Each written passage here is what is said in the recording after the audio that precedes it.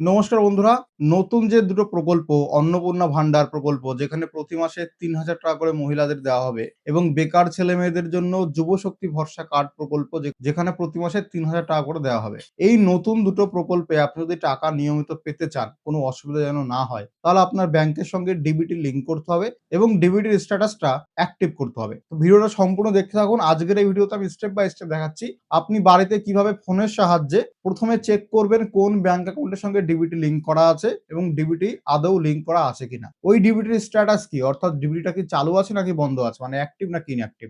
এরপরে DBT status জানার পরে আপনি যদি নতুন করে ডিবিটি লিঙ্ক করতে চান, অ্যাক্টিভ করতে চান, ফোন থেকে করতে পারবেন, অথবা আপনার একটা ব্যাংকে ডিবিটি আছে, আপনি চাইছেন চেঞ্জ করে অন্য একটা ব্যাংকে ডিবিটি করবেন, সেটাও করতে পারবেন। সমস্ত কিছু এই ফোন থেকেই হবে। ভিডিওটা সম্পূর্ণ দেখতে থাকুন এবং এরকম গুরুত্বপূর্ণ ভিডিও আরো পাওয়ার জন্য আমাদের ইউটিউব চ্যানেলটিকে সাবস্ক্রাইব করে রাখুন, আমাদের ফেসবুক পেজটিকে ফলো করে রাখুন, আর পার্সোনালি হেল্পের জন্য আমাদের টেলিগ্রাম হোয়াটসঅ্যাপ গ্রুপে জয়েন হয়ে যান। চলুন শুরু করা যাক। প্রথমে বলে রাখি, বাড়ি বসে এই ফোনের সাহায্যে ডিবিটি লিঙ্ক সবার হবে না। যাদের আধার কার্ডে কোনো সমস্যা নেই, টেকনিক্যাল এরর আসবে না, তাদের হয়ে যাবে। আর যাদের হবে না অনলাইনে বাড়ি বসে, তাদের জন্য কিছু করার নেই। তাদের জন্য যেতে হবে ব্যাংকে। ব্যাংকে গিয়ে তুমি একটা ফর্ম জমা দেবে, ব্যাংকের পাসবই এবং আধার কার্ডের জেরক্স জমা দিলে 7 থেকে 15 দিনের মধ্যে ব্যাংকের তরফ থেকে ডিবিটি লিঙ্ক করে দেওয়া হবে। এবার আমি ফোন থেকে দেখাচ্ছি। তা আধার কার্ডের সঙ্গে ফোন নাম্বার লিঙ্ক থাকা প্রয়োজন, কারণ এখানে ওটিপির দরকার হবে। আর ওটিপি আসার জন্য যেই সিম বা যেই নাম্বারটা আধার কার্ডের সঙ্গে লিঙ্ক করা আছে, ওই আধার কার্ডে রিচার্জ থাকা প্রয়োজন। অনেক সময় রিচার্জ না থাকলেও ওটিপি আসে না। তাহলে এই দুটো জিনিস মাথায় রাখবেন। চলুন এবার শুরু করি। প্রয়োজনীয় যা লিঙ্ক আমি ডেসক্রিপশন বক্সে পিন কমেন্টে দিয়ে রাখবো।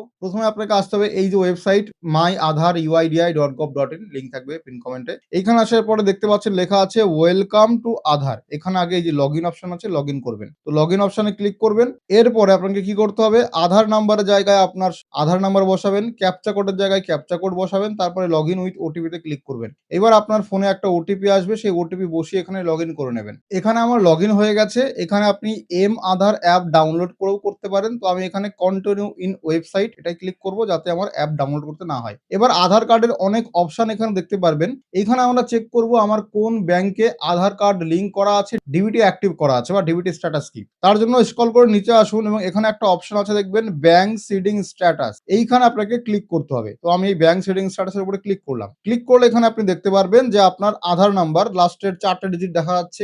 এই আধার নাম্বারটা আমার স্টেট ব্যাংক অফ ইন্ডিয়ার সঙ্গে ডিবিটি অ্যাক্টিভ আছে, অর্থাৎ ডিবিটি চালু আছে এবং অ্যাক্টিভ করা আছে। আমি লাস্ট আপডেট করেছিলাম 19শে ফেব্রুয়ারি 2026 তারিখে, যখন যুবসাথী চালু হয়েছিল তখনও ডিবিটি করতে হতো, তখন আমি এটা অ্যাক্টিভ করেছিলাম। তাহলে আমি এবার জেনে নিলাম আমার কোন ব্যাংকে ডিবিটি অ্যাক্টিভ আছে। এবার আপনার এই ব্যাংক অ্যাকাউন্টে যদি আপনি নতুন অন্নপূর্ণা ভান্ডার প্রকল্প বা যুবশক্তি ভরসা কার্ড প্রকল্পের ৩,০০০ টাকা নিতে চান, তাহলে এই অ্যাকাউন্টটা দিয়েই ফর্ম ফিল আপ করবেন। আর যদি এই অ্যাকাউন্ট বাদে অন্য অ্যাকাউন্ট দিতে চান, তাহলে সেই ব্যাংক অ্যাকাউন্টটা আগে ডিবিটিটা অ্যাক্টিভ করতে হবে। এবার আমি জেনে নিয়েছি যে আমার কোন ব্যাংকে ডিবিটি স্ট্যাটাস অ্যাক্টিভ করা আছে। এবার আমি চাইছি চেঞ্জেস করতে বা নতুন করে যাদের এখানে ইনঅ্যাক্টিভ দেখাবে তারা কি করবে। তোমরা গুগলে এসে আরেকটা পোর্টাল সার্চ করবে এনপিসিআই, আমি পিন কমেন্টে লিঙ্ক দেবো। এটা হচ্ছে এনপিসিআই এর অফিসিয়াল পোর্টাল। আচ্ছা, এইখানে আসার পরে এই যে 3 ডট দেখতে পাচ্ছ, এই অপশনে ক্লিক করবে এবং এইখানে যে কাস্টমার সেকশন, এই কাস্টমার সেকশনে ক্লিক করবে। কাস্টমার সেকশন একটা অপশন আছে ভারত আধার সিডিং এনেবেলার বেস, বিএসি, এই অপশনে ক্লিক করবে। অনেকের বেস অপশনটা এনেবেল হবে না বা পেজটা ওপেন হবে না, ইরর দেখাবে, টেকনিক্যাল ইরর বা সার্ভার ইরর। তারা এখানে যে 3 ডটে ক্লিক করে এখানে একটা অপশন আছে ইনকগনিটো মোড, এই নিউ ইনকগনিটো মোড, এই ট্যাব ক্লিক করে এই ট্যাব দিয়ে ওপেন করবেন, তাহলে হয়ে যাবে। আপনি গুগলে আসবেন, এখানে এসে সার্চ করবেন এনপিসিআই, তাহলে এই একটা ওয়েবসাইট খুলে গেল, national payment corporation of India, NPCI, এর উপরে ক্লিক করবেন। এরপরে এটা হচ্ছে এনপিসিআই এর অফিসিয়াল ওয়েবসাইট npci.org.in।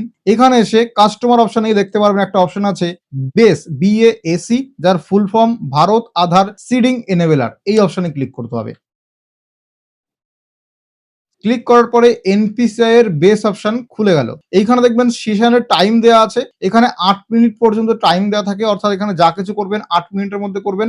8 মিনিটের মধ্যে না করলে আবার নতুন করে সেশন তৈরি হবে, তখন আবার আপনাকে ওটিপি দিয়ে লগ ইন করতে হবে। প্রথমে এখানে আপনি দেখতে পারবেন আধার ম্যাপিং হিস্ট্রি, আধার ম্যাপ স্ট্যাটাস, অ্যাকাউন্ট ডিটেল সব এখানে রয়েছে। এখানে আধার ম্যাপ স্ট্যাটাস এই অপশনে আগে ক্লিক করুন। ক্লিক করার পরে এখানে আধার নাম্বার বসান, এখানে এই ক্যাপচা কোডটা দেখে দেখে বসাবেন। তারপরে চেক স্ট্যাটাস এই অপশনে ক্লিক করুন।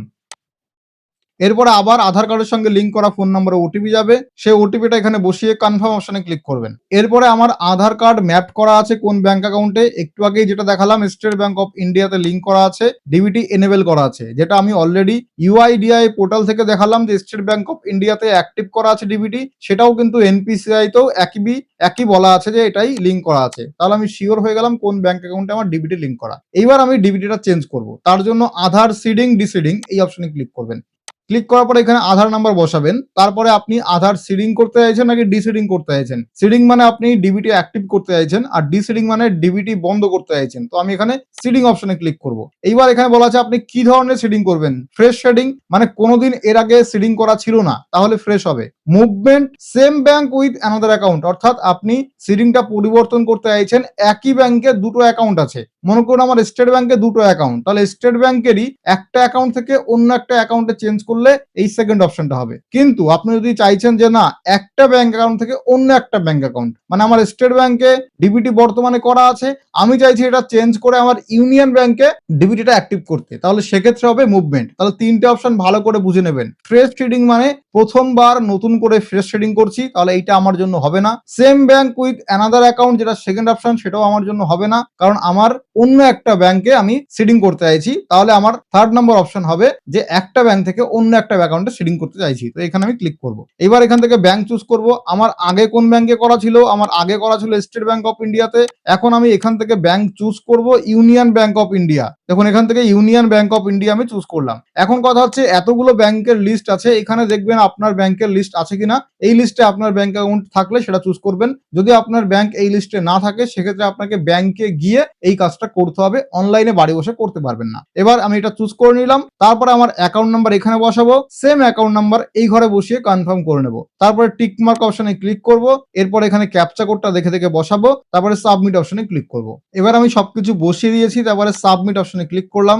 এখানে টার্ম অ্যান্ড কন্ডিশন আসবে, এটা পড়ে নেবেন, তারপরে এগ্রি অ্যান্ড কন্টিনিউ এই অপশনে ক্লিক করবেন। এরপর আবার আপনার আধার কার্ডের সঙ্গে লিঙ্ক করা ফোন নম্বরে ওটিপি যাবে, সেটা বসিয়ে কনফার্ম অপশনে ক্লিক করবেন। ওটিপি বসানোর পরে কনফার্ম অপশনে ক্লিক করছি, এখানে একটু টাইম নেবে, এবার আপনাকে একটু ওয়েট করতে হবে। এবার দেখাচ্ছে your Aadhaar number is currently map two state bank of India, অর্থাৎ আমার আধার নাম্বার বর্তমানে স্টেট ব্যাংক অফ ইন্ডিয়ার সঙ্গে ডিবিটি করা আছে। আমি যদি এখানে কনফার্ম করি তাহলে এটা ইউনিয়ন ব্যাংকের সঙ্গে ডিবিটি অ্যাক্টিভ হয়ে যাবে। তো আমি এখানে কনফার্ম করছি, তারপর একটু ওয়েট করবেন এবং এখানে টাইম নেবে। এবার এখানে একটা ফেলিওর দেখাচ্ছে, কারণ আমার অ্যাকাউন্ট ব্লক বা ফ্রোজেন হয়ে গেছে, যেটা ইউনিয়ন ব্যাংক অফ ইন্ডিয়া, সেটা এখানে ফ্রোজেন হয়ে গেছে, যার জন্য এটা হয়নি। বাট অ্যাকাউন্ট অ্যাক্টিভ থাকলে এটা আমার হয়ে যেত। তাহলে আমি যেই প্রসেস দেখালাম সেই সেম প্রসেস আপনি ফলো করলে আপনার যে কোনো ব্যাংক অ্যাকাউন্টের সঙ্গে ডিবিটি লিঙ্ক করিয়ে নিতে পারবেন, অ্যাক্টিভ করিয়ে নিতে পারবেন। এখানে দেখুন আরেকটা অপশন আছে আধার ম্যাপিং হিস্টরি, এই অপশনে ক্লিক করলে আপনি আধার নাম্বার এবং ক্যাপচা কোড বসিয়ে দেখতে পারবেন গত 3 মাসের, গত 90 দিনে আপনি কতবার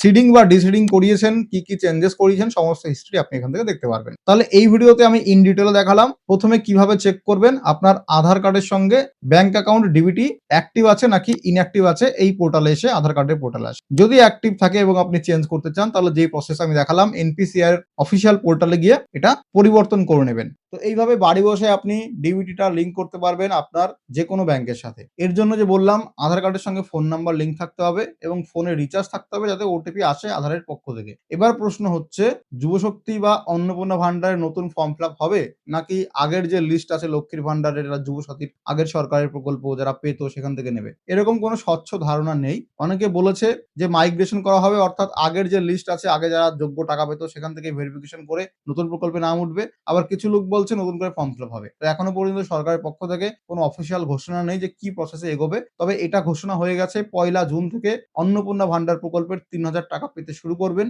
এবং যতদিন না নতুন প্রকল্পগুলো চালু হচ্ছে নতুন সরকারের, যেমন অন্নপূর্ণা ভান্ডার বা যুবশক্তি, ততদিন পর্যন্ত আগের সরকারের চালু করা সমস্ত সামাজিক প্রকল্প চালু থাকবে। তার মানে মে মাসেও আপনি যেমন টাকা পেতেন কৃষক বন্ধুর রাজ্য সরকারের, সেটাও পাবেন, যুবসাথী 1500 টাকা সেটাও পাবেন, এরা লক্ষ্মীর ভান্ডারের 1500-1700 টাকা সেটাও পাবেন। তো সমস্ত প্রকল্প চালু আছে, নতুন প্রকল্প যতদিন না চালু হচ্ছে আগের প্রকল্প টাকাগুলো আপনি পেতে থাকবেন। এবার নতুন প্রকল্পে টাকা পেতে যাতে অসুবিধা না হয় তাই আগে থেকে ডিবিটি লিঙ্ক করে নেবেন। অনেকের ডিবিটি বাড়ি বসে লিঙ্ক করা যাবে না। অনেকের সমস্যা আসবে, সার্ভার এরর আসবে, অনেকের লাস্ট স্টেপে গিয়ে হবে না, টেকনিক্যাল এরর আসবে। এগুলো আমারও হচ্ছে। আমার নিজের একটা ব্যাংক অ্যাকাউন্ট আমি বাড়ি বসে করতে পারছি না। সেক্ষেত্রে আমাকে কি করতে হবে? আমার নিজের ব্যাংকে যেতে হবে। যেই ব্যাংকে আমি ডিবিটিটা লিঙ্ক করতে চাই, অ্যাক্টিভ করতে চাই সেই ব্যাংকে যাব।